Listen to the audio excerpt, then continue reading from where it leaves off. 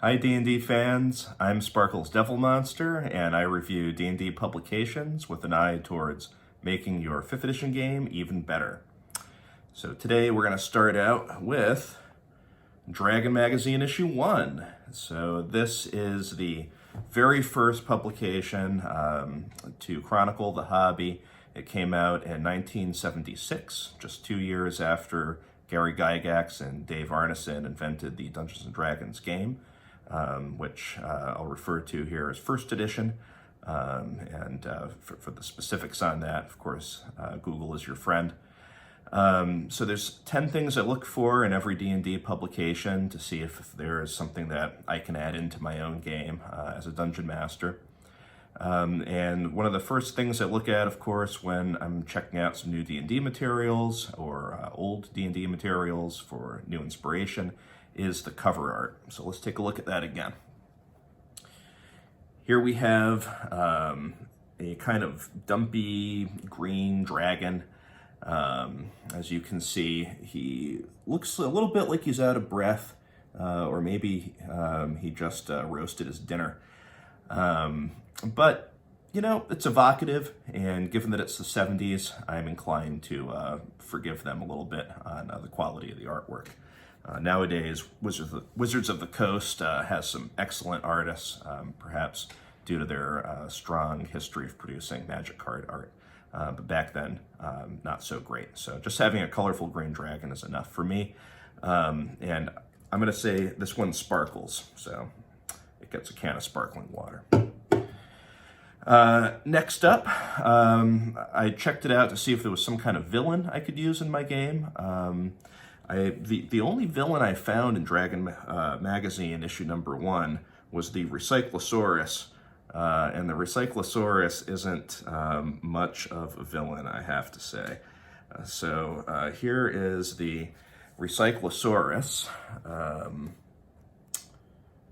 Yep, there he is.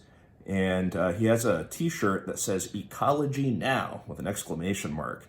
So apparently, back in the mid-70s, environmentalism was a potential enemy.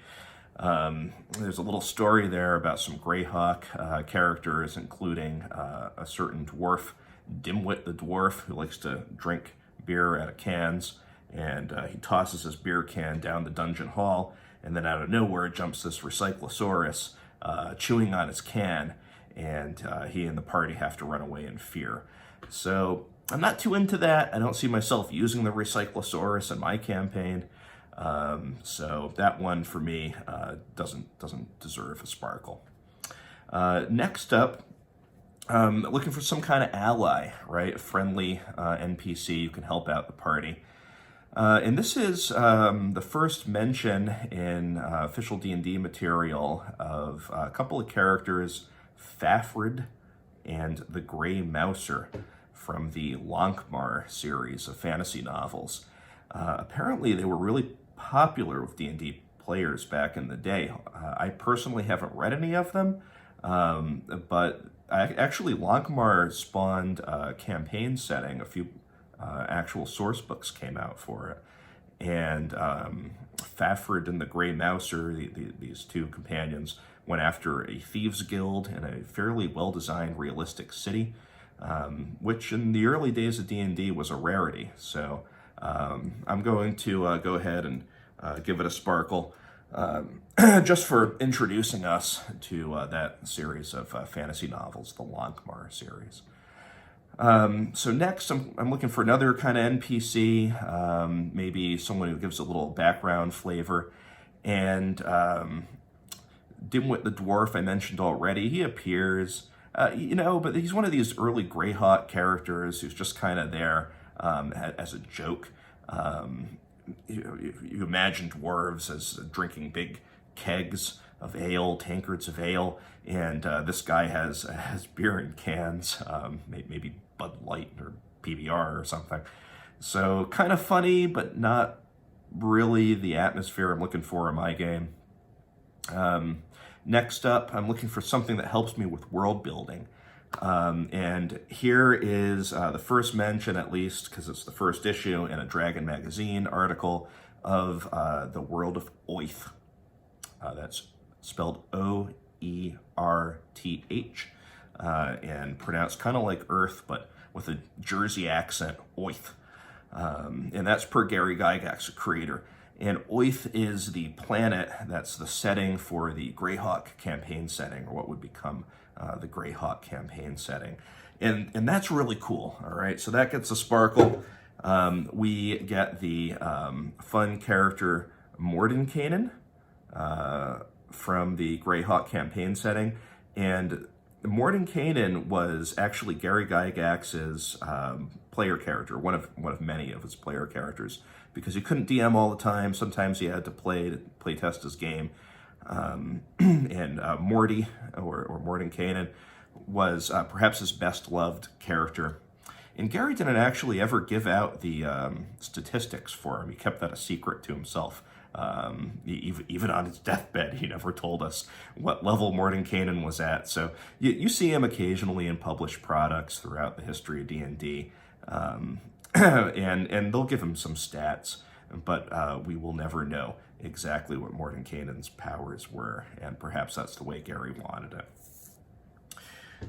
So next up, I'm looking for some kind of dungeon setting that I can use, and there was only a brief mention of a dungeon crawl, and it wasn't that great. It was about Morlocks, which, you know, I should probably just go look up. I think it's one of these old science fiction monster races, maybe an Isaac Asimov monster, or some kind of H.G. Wells, like War of the Worlds sort of thing, you know, classic SF. Bad on me for not knowing what a Morlock is. It's a subterranean race. I think of like, you guys are going to correct me in the comments, maybe humans after a nuclear war who've lived underground too long and now they're cannibals. That's what I'm guessing. But anyway, the party ran into Morlocks, and I guess back in first edition D&D, they were really tough because they knew they couldn't overcome them with violence, and they had to parlay. So the problem was no one really spoke Morlock in the party. So how can you diplomatically talk your way past these maybe cannibalistic underground dwelling creatures if you don't know their language? That was an interesting thing for them to look at, but ultimately they maybe were able to use gestures and words that were cognates. They were similar enough to the Morlock language that the Morlocks could understand perhaps 60% of what they were saying, and the party talked their way out of that encounter. Again, you know, not knowing what a Morlock is, I don't see him in the 5th edition monster manual, probably not going to use them, so that one doesn't particularly sparkle for me. However, just after that, we have the Bulette, right? The Bulette, I think is pronounced. And this is a monster. I was looking for some kind of monster to use out of Dungeon Magazine, issue 1 for my game. And definitely sparkles. This is a very tough monster. And I believe Bulette is how it's pronounced. I don't think it's some kind of French-sounding boulet or just bullet, right? Because that's a different spelling. I think it is the Bulette. And so this is a tough monster. He is challenge rating 5, 17 armor class, 94 hit points. It has a burrow speed of 40 feet, so the Bulette can burrow underground and then leap up out of the ground, so your party doesn't even necessarily know it's there, and pounce on the party, hitting everyone at once for around 28 points of damage, slashing and bludgeoning. And then it can attack on its subsequent turns with this chomp that does about 30 points of damage. And I always roll damage, but those are the averages.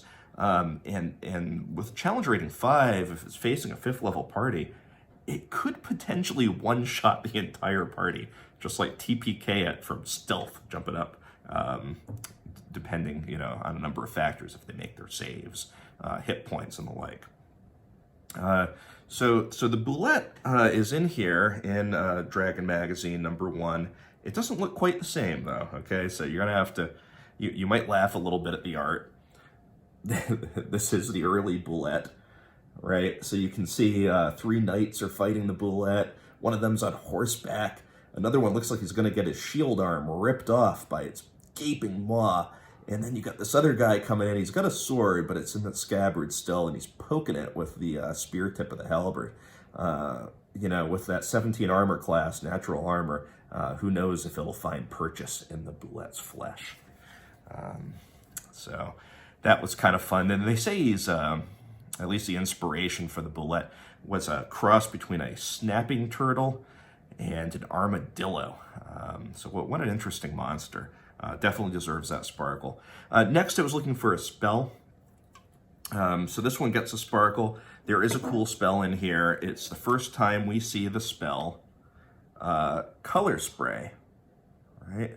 Color Spray, which is just a rad spell, all right? It's the ability to just throw colorful light of some kind, almost like you're spraying someone in the face with flecks of paint coming off your fingertips, or shooting them with rainbow lightning right in the eyeballs, right? Shining a laser pointer in their eye, so to speak. Kids don't try this at home. So in 5th edition, Color Spray requires a pinch of powder or sand that's colored red, yellow, and blue, and it creates a dazzling array of flashing colored light that springs from your hand, blinding your enemies, and quite a number of them. In Dragon Magazine #1, the way they describe Color Spray is a sheet of bright conflicting colors. So pretty trippy. And it will definitely, you know, put the hurt on your enemies, because once they're blind, they automatically fail, and this is again in 5th edition, any ability checks that require sight, and they have disadvantage on all their attacks, and because they can't really dodge that well, not being able to see, all attacks against them have advantage. In the advantage-disadvantage mechanic, if you have both of them, it cancels out, but if you have one or the other, it works out to a 5-point advantage, basically a 5-point bonus, or negative 5 points on a die roll, which is huge, right? Because the best magic weapons only go up to +5, and no one ever seems to carry those around. So it's a big bonus to be able to blind your enemies with Color Spray. All right.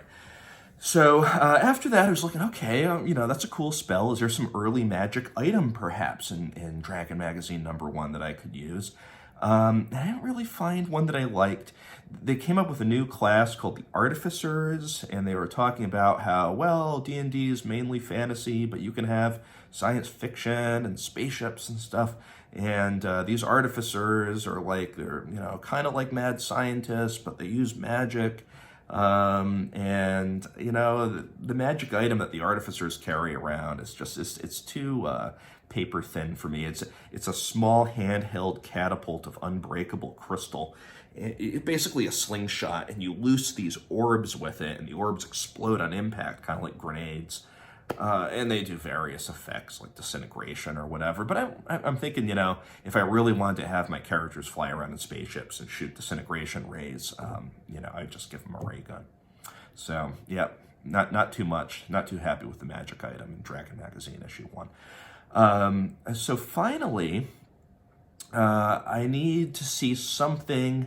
I don't really know what, you know, that special something, je ne sais quoi, right? And this has it.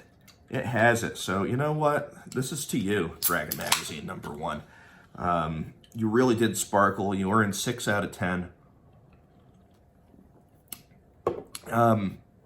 This is just great. It is the first issue of everyone's favorite Dungeons & Dragons fanzine. And it gets into, like, the nitty-gritty. There's a whole section in there on languages and how important it is. You know, part of an adventure is going to foreign lands, meeting unfamiliar people, having to communicate with them so you don't end up on the tip of their spear. And there's a nice big section that just really goes into languages. And as a person who likes to travel myself, that's really appealing to me. So thanks so much for listening to this review of Dragon Magazine #1, and I'm looking forward to finishing my sparkles and reading Dragon Magazine #2, and hopefully I'll have a review for you guys on that one shortly. Adios.